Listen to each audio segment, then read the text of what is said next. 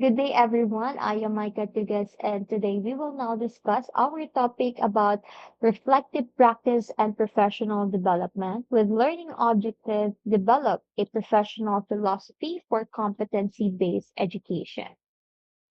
So a strong philosophy becomes a guide for decision making, teaching strategies, and assessment practices. It is like a framework for us teachers that guides our teaching decisions, assessment methods, and even the way we interact with our learners. So, in order to build a robust philosophy, educators need to synthesize their beliefs about learning, equity, and the role of the educator. With our topic reflective practice and professional development, it's not just about stating our beliefs, but rather it's about continuously shaping, testing, and understanding and refining our beliefs through experiences, evidences, and most importantly is critical reflection. So therefore, educators must deeply first understand the foundational ideas of CBE. We are now in charge with articulating a clear and adaptive set of principles that will guide the designing, delivery, and assessment of learning within the competency-based education system. So therefore, it is crucial that we must first acknowledge that CBE prioritizes the mastery of skills and the demonstration of competence, which requires a fundamentally different pedagogical approach. So, in drafting competency based education philosophy, the first thing we need to do is anchoring philosophy in core CBE principles. So, what are those principles? Number one, mastery over time, personalized learning path, real world relevance, student centered, measurable and meaningful outcomes, formative and criterion reference. So, a professional philosophy should clearly reflect how these principles translates into classroom or teaching practice. So, therefore, we must emphasize that students must demonstrate a high level of proficiency in tasks before moving to the next level. So, meaning to say, before a student reach, no, bago muna po sila magkaroon ng hands-on activity, it's very important that they learn and they understand the very basic information about the topic. No, hindi tayo maaaring makapag-proceed agad sa mastery without the foundational knowledge or the basic knowledge about the topic or skills. Also, we also view the learners as an active participant. We now allow learners to progress on their own speed because CBE now rejects the one size fits all model. So, meaning to say, as a teacher, we adapt to the learner's pace. We have to understand the strength and the needs of our learners. Also, when we are giving feedback, it should be continuous, constructive, and actionable. And we are also encouraging self assessment and reflection. Learning should be relevant and applicable. It should reflect a commitment to ensuring that what is taught in the classroom mirrors the current standard of a workplace. Meaning to say, pag tayo po ay nagtuturo, dapat po binibigyan din natin ng kahalagahan kung paano ba maa-apply o magagamit ng mga estudyante natin yung mga skills na naituro natin sa kanila. Especially in my experience when I'm teaching entrepreneurship and ICT. The students also ask, Mom, what is the relevance of our topic in our future? Eh, mag-i-engineer naman ako, magdo-doktor naman ako. So before we move to the discussion, we try to understand the purpose and the importance of the topic, no? At paano nila ito magagamit in the future. So therefore, doon pa lamang nakikita na nila the importance of the skills na hindi lamang ito specifically para sa doctors or para lamang sa mga engineers, but rather every profession can use the skills of ICT and even the entrepreneurship. No? So, hindi lamang siya pili. Kumbaga, like for example, in business, hindi lamang ang pagbi-business ay para lang sa mga magagaling sa math.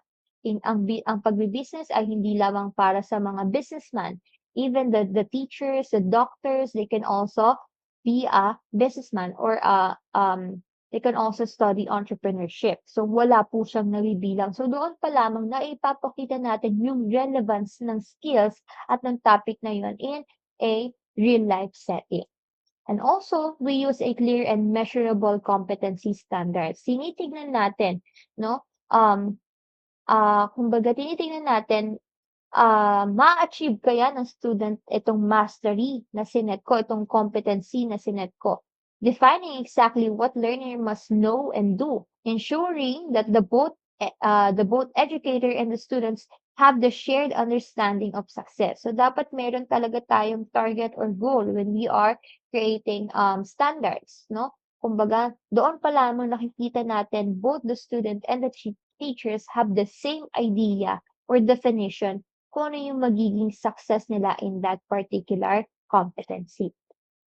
Next, what are the questions that might actually help us in creating our statement? So therefore, these are the following questions that can we use as a guide. So what does mastery truly mean in my classroom, and how do I know when the student has achieved it? Paano nga ba natin malalaman kung totoo talagang natuto or na-master na ng student yung skills na tinuturo natin? Do I believe all the students can achieve competency at high levels? No, kakayanin ba na ilang porsyento kaya ng mga estudyante natin na may kakayahan na ma-achieve talaga yung skills na ating itinuturo? And how is this belief reflected in my teaching practices? So sa paanong paraan natin maipapakita or paanong paraan natin maa-achieve, no, na talagang may skills na natutunan yung mga bata? And how does my philosophy shift the focus from time-based learning to mastery-based learning? Like for example, when we are crafting lesson plans, when we are crafting activity sheets, no? Paano natin mapapakita or paano natin make sure na yung ating yung skill na itinuturo natin is hindi nakabase sa oras na nakalaan para dun sa skill na yun. Mean to say we are not rushing, no? Kung titignan kasi natin, there are schools that they only have 45 minutes to finish the task. And parang ang expected pa sa atin, within the time frame of the 45 minutes, we have the discussion, the activity, the hands-on, and the assessment. So how are we going to make sure na talagang natutunan ng ating mga estudyante yung skills or yung subject or yung knowledge na ini-impart natin sa kanila, no, into a mastery-based learning? Paano natin makikita or mame-measure that there is a mastery, no, na talagang na-master ng students yung learning na ini-impart natin sa kanila? No. So next is number 2, integration of reflective practice. So this is very important, no, because this one is the heart of our philosophy, no, our perspective of competence in teaching and learning. So that is for the integration and of reflective practice. So therefore, number 1, we regularly evaluate teaching strategies and student outcomes. Na tayo, as a teacher, hindi tayo pwedeng napag-iiwanan when it comes to teaching strategies. Tama po ba? Because we all know that the more advanced we get, mas nakikita din natin na advance din naman ang pagkatuto ng mga bata. So hindi po pwedeng na mas advance sila sa atin, no? Dapat we can cope with those changes, no, ng pagbabago, especially when it comes to the education system. We question assumptions about learning and competence, and we adopt practices based on reflection and feedback. So if there's a need, kailangan nating baguhin, kailangan nating i-improve. Therefore, we try to integrate that in our reflective practice. And remember, reflective practice is the engine that drives our professional growth. No, lahat tayo, regardless kung gaano tayo kagaling magturo, no, kahit ano man ang posisyon natin right now, there is still a space, or there is still a room of improvement, ika nga nila, no? So therefore, with those changes, habang nagbabago yung ating generation, nagbabago yung learning styles ng mga bata. So therefore, our teaching styles should cope up with that. Kumbaga dapat ay nakakasabay din po tayo. No, so therefore, we analyze what counts as competence, no? Ano ba yung mahalaga? The knowledge, skills, attitudes, and values. how competence connects to real life performance, no? Like for example, in education, we are applying theory in classroom practice, while in technical fields naman, we are performing tasks to the industry standards, no? So again, competence is not just about knowing, but being able to do effectively and consistently. So kung ano naalala natin, di ba, the continuous learning. So therefore, we adapt to new assessment methods, ayan, yung mga digital tools, yung mga innovations po na sinasabi natin. Ano pa, we engage with professional communities, no? Mahalaga na tayo ay uma-attend ng mga seminars, trainings, ayan. And we are open to innovation and change, no? Ngayon, napakarami ng mga tools na maaari nating magamit, no? Habang kami ay gumagawa ng aming module. Ayan, so nakita namin na marami na palang mga ah, teaching tools na maaari nating magamit online, yung mga gamifications, yung mga AI, ayan, yung pag-i-integrate natin ng ICT into teaching, ayan. So therefore, we try to adapt with those innovation and change. And this ensures our philosophy is dynamic, no? Kumbaga dynamic tayo, nakakasabay tayo. We are also flexible rather than static, no? So we are trying to evolve experience and with new insights. So what are the possible questions that can help us? No, so number one, how do I continuously evaluate and refine my teaching philosophy to align with CBE principles? So para tayo nag-check, no? And then what evidence do I use to determine if my approach is effective? Diba? What challenges do I encounter in implementing CBE and how do I respond to them? No, siyempre in teaching, hindi naman natin maiiwasan na kapag tayo ay nag-i-implement ng, mga, um, activities, there are some challenges na encounter natin. But as a teacher, how are we going to respond to them? How are we going to apply innovation, no, para ma-achieve natin yung ating gustong, goal, no? So, is the learning active or passive? Ayun ba yung gusto natin na, um learning style ng mga bata? Should students be self-directed or guided with by step? So, paano ba or how important is reflection and feedback? Tayo ba ay nagbibigay ng mga constructive feedback, no? So, in CBE framework, learning is typically student-centered. So, kailangan natin na kapag tayo ay gumagawa ng philosophy, we always have to make sure that we are student-centered, no? Kumbaga, learners take ownership when it comes to learning. Experiential, no? Yan, yung pinapaano natin when it comes to hands-on. Learning by doing. Mas natututo ang bata kapag may ginagawa sila or may nagagawa sila. And continuous, no? Ongoing improvement rather than final judgment. Kumbaga, ang pagkatuto ng bata hindi natatapos sa time limit ng klase natin. Kumbaga, there is always a next step, no, into learning. So again, our philosophy should emphasize that learning is a process of growth. No, kasama po yan. And it's not just the final step. No, it doesn't mean na natapos na yung klase natin, it ends there. But rather, we give a continuous learning. Na nagbibigay tayo ng mga follow-ups, mga advanced activities, ayan, para mas mapalawak yung kanilang pagkatuto. No? And even applying yung kanilang yung kanilang natutunan, no, the application of their learning. Next is the role of educator. Yan. So, we help learners to navigate their decisions while also ensuring the standards are met. So, a strong philosophy also highlights a shift in power from teacher-centered authority to shared responsibility. Ang pinakamaganda na ano natin dito, that the students is now they're learning to become the facilitator. Parang nagkakaroon sila, they hold the power to lead the classroom, ayan, when it comes to activities and all. No, kumbaga ito ay nagiging shared responsibility, no? Hindi lamang si teacher ang umaakon ng pagkatuto, but also the students, no? They have their responsibility when it comes to learning. So therefore, Our role as an educator, it's either a facilitator. We are guiding them rather than dictating learning. No? We are a coach and a mentor. So we support individual progress. No? Yan man ay magkaroon man ng failure, magkaroon man ng delay in learning, nandiyan tayo para sumuporta, no? Para mag-assist, no? Para makasunod sila sa pagkatuto. We are also assessor. No, we evaluate mastery using clear criteria. No, yun din ang pinaka ine-explain ko when it comes to assessing or evaluating mastery. It's not about kaya naman eh, okay na yan, nagawa naman, o kaya naman nag-effort naman. But what we are looking right here is the mastery of the skill.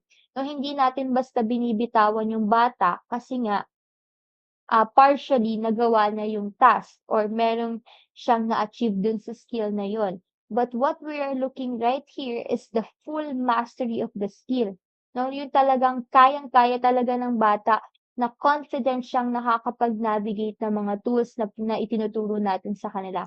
Like for example, in teaching ICT again, when using tools, mga ICT tools 'no, hindi sapat na alam lang nila yung button, saan lang sila pupunta. But rather we can see that there is a mastery if aside from learning the interface of a tool, ay nakakagawa talaga sila ng quality na output. So therefore, doon pa lang nakikita natin that there is a full mastery, confident yung bata sa kanyang ginagawa. Ayun. Next is the questions. What are the guiding questions that we can use to answer this one? In what ways do I build learner independence while still providing necessary support? So, hindi lang natin basta hinahayaan yung bata na gawin niya mag-isa yung task or yung skills na ito, but rather we are still providing necessary support. No? Kapag meron silang questions, there is a part na still ay malabo sa kanila or nahihirapan pa din sila. So therefore, nandun pa rin tayo as a teacher to support their learning. What is my role in assessing competency? Tayo ba evaluator, a guide, or partner in learning? So para sa akin, the best is to be a partner in learning. So parang dalawa kayo, both the teacher and the students is aiming for the learning. Ayan, kumbaga talagang nagtutulungan talaga si teacher at si students into mastery. So in what ways do I scaffold learning to help student progress at their own pace? So paano ba natin ito ipapaliwanag o ituturo sa bata sa paraan na maiintindihan nila? Ayan. And how do I respond when students struggle? Do I adjust the instruction, provide alternatives, or move on? So syempre hindi tayo agad mag-move on, 'di ba? So when we see students struggling when it comes to learning, siyempre hindi natin basta-basta ina-adjust 'no, yung instruction but rather we look for alternatives 'no. Kaya nga 'di ba, we are trying to use pictures, images, videos 'no, para mas mapalawak natin yung ating pagtuturo 'no. So kumbaga lahat na ng ano, ng materials na maaari nating ma-access ay ginagamit natin para lamang mas mapadali 'no, yung ang pagkatuto ng isang bata. Next is integrate authentic and continuous assessment. Ayan. So number 3, how are we going to do that? So assessment is essential in CBE. Defines whether a competence is achieved. So number 1, we use performance-based assessments. No, hindi na po sapat yung ABCD. Ayan, o kaya naman identification, no? Kumbaga, isa sa nakikita natin yung performance-based assessments. Number 2 is importance of formative feedback, no? Ano pa yung kayang i-improve ng bata, ano yung mga pwede niyang gawin para ma-improve yung kanyang skills or yung kanyang learning. And number 3 is allowing multiple attempts for mastery. So ito parang hindi to ideal when it comes to formative assessment, no? Yung tipong parang nag-e-exam na tapos bibigyan mo siya ng multiple attempts for mastery. It's not about that. But rather, when it comes to application of the skills, like for example, sa mga activities nila, there is a let's say, nagkaroon ng mali sa kanilang ginawa. So we allow them to change the output, no, para mas mapagbutihan pa nila o kaya naman ay mas maintindihan nila paano i-apply yung skills dun sa magiging output nila. So therefore, those multiple attempts, although nakikita natin na that there is a need for multiple grading kasi nga siyempre multiple outputs. But still, makikita natin the more that student tries or the more they sometimes they fail, but again, failure doesn't mean the ends, 'di ba po? Kumbaga, ang failure, it is still part of the learning process. So the more they explore, the more na nagpe-fail sila, the more they explore the tools, the skills, the more po silang natututo. No? So minsan nga kung sino pa yung maraming mali, at the end of the day, sila pa yung namamaster, sila pa yung nakakapag-master nung skills na itinuturo natin.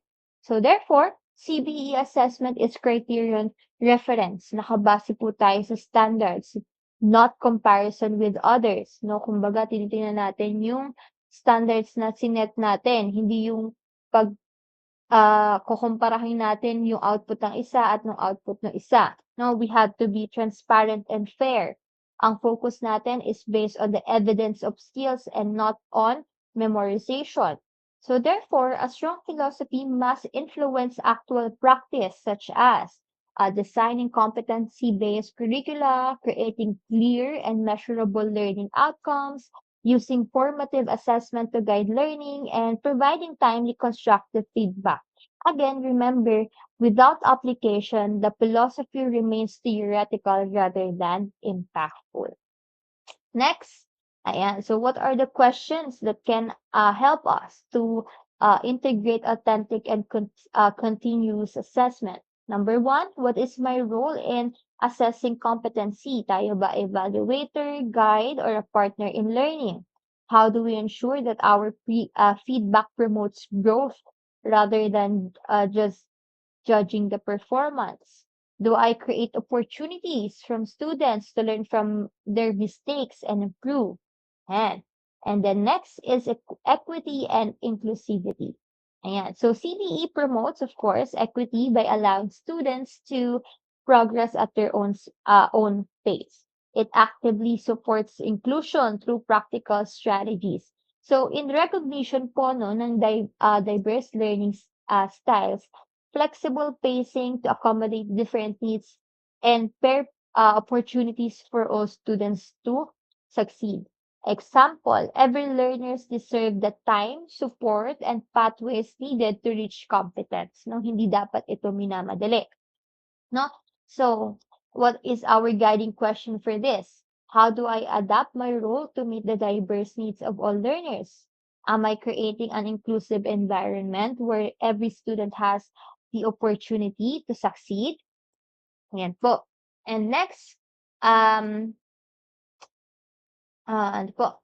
Next, number 6 is to connect learning to real-world application. Ayan. So, without application, our philosophy remains theoretical rather than impactful.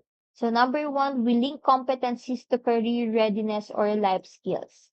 Number 2, encourage authentic tasks. Number 3, value transferable skills like critical thinking and communication.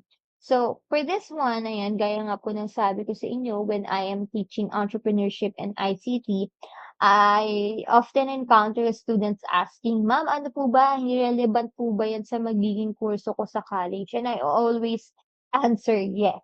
Katulad nga po dun sa subject ko na yun, kahit saan silang pumunta when they are using technology, they need to understand how to use it before operating it. Mahalagang mahalaga ito, no? And even when it comes to decision making, they have to exercise critical thinking, no? And even yung logical reasoning nila ay pina-practice din namin yan. No, in even sa mga assessment nila, "Ma'am, bakit kailangan pa namin ipaliwanag kung bakit dito yung sagot? Eh, tama na nga yung sagot." But then again, it is a practice of logical reasoning. No, hindi lamang basta tayo nagtanong sa bata and that is the end of the question. We do follow-ups or logical questions na nagre-require din ng logical answers. Ayan. So, learning becomes meaningful when student can answer, "Where will I use this?" no? Saan ko ba ito magagamit? Itong inaaral ko, paano ko 'to magagamit? Yan. A strong CBE philosophy ensures that the answer is always clear. Learning that is relevant and applicable, that is also aligned with industry or societal needs, that can also prepare them for lifelong learning and adaptability. Maaari nating sabihin that education should prepare learners not just to pass assessment, but to perform effectively in real life context. Yan. Next, so how are we going to, what are the guiding questions that we can use? Are my assessment designed to evaluate practical application, not just theoretical understanding? How do I provide opportunities for students to apply their knowledge in practical and meaningful ways? What kinds of performance tasks or projects do I use to demonstrate real-world competence? And can students clearly see the purpose of what they are learning? So if all the answer is yes, no, nakita natin that all the answer is yes. Therefore, it is positively that we have the ability to connect our teaching styles or their learning styles in a real world application. So therefore, it is no longer theoretical. Ayan. So, to synthesize into a clear statement, no, after we reflect all these questions and elements, our philosophy should be expressed as concise but a powerful statement. So, number one, our core belief about learning and education. Number two, our view of competence. Paano natin masasabi na natuto, master na talaga ng bata yung ating itinuturo? What is our role of a teacher and the role of the learner? Our approach when it comes to assessments, our methods when it comes to assessments, our commitment to equity and relevance, and our vision for learner success in a CBE system. Yeah, so after synthesizing this, we can create, no? So this is just a sample philosophy, no? I believe learning is a personalized and continuous process where all students can achieve mastery through meaningful, real-world experiences. So as an educator, as I serve as a facilitator and mentor, guiding learners toward clearly defined competencies through flexible pathways, ongoing feedback, and performance-based assessment. I am committed in fostering an exclusive environment where every learner has the opportunity to succeed at their own pace. But why it matters? Bakit po kailangan? We revisit our teaching philosophy. In competency-based system, educators are not just content deliverers. No, hindi na lamang tayo taga ah, taga ah, rely ng mga information na nakukuha natin o kaya yung mga information na kailangang matutunan ng mga bata. But rather, we are now facilitators of mastery and assessors of real-world competence. Hindi sapat na naituro lamang natin, but we have to make sure that there is a mastery. A well-developed professional philosophy ensures that our actions are purposeful, reflective, and aligned with the meaningful learning outcomes. So, before we end our discussion, I have here, I prepared a question revisiting our teaching philosophy. So, let me leave you a simple question po. To what extent does our teaching or your teaching prepare students to apply their competencies in real life situations? And how can I strengthen this connection? No? So, ibig sabihin, after teaching our students the required skills in our subject matter, paano daw natin mapagpapatibay yung kahalagahan na ito in real life situations? No, like for example, if you are teaching values, no, paano mo ba mapapatibay na hindi na after mo maituro yung values, paglabas ng eskwelahan, sa paglabas ng room, ay talagang napagpapatibay nito at na-apply talaga ito ng bata, no, outside the classroom. Ayan. And a strong CBE professional, always remember, a strong CBE professional philosophy is not about sounding idealistic. It's about being clear, practical, and consistent. If your philosophy doesn't translate into how you teach, assess, and interact with learners, it's incomplete. Ayan po. So these are the resources that we use for this topic, and I hope you learned something today. Thank you and have a great day, everyone.